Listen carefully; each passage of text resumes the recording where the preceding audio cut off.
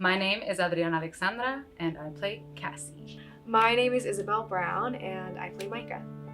I really liked Cassie a lot. I just loved the character, especially even more so when I did the actual audition.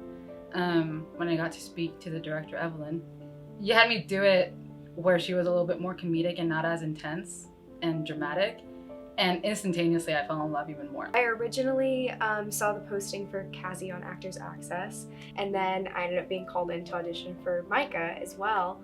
And I was really drawn in to Micah's character description as someone who is also empathetic and wants to listen and be there for someone else, because I feel like so often characters with mental health issues are people will portray them as selfish or only focused on their own issues, but I think that's so often not the case, and it was really cool to just see some more depth and a different perspective on the character.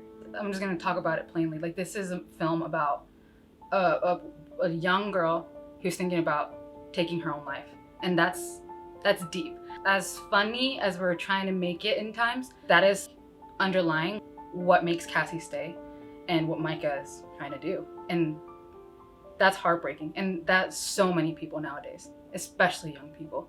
And so what I hope that people take away when they watch this film is to remember to ask how their friends are doing.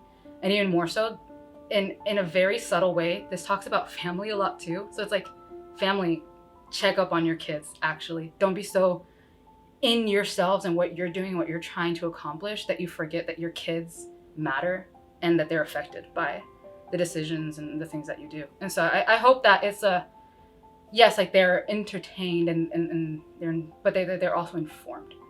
I think something interesting about this film is you have two characters who are very different, but who are going through their own struggles, and sometimes it's the people who you least expect who have some insight into your life or who open up your perspective, rather than even the closest friends or family when it's something that you're going through. So yeah, I hope it keeps expanding conversations around mental health.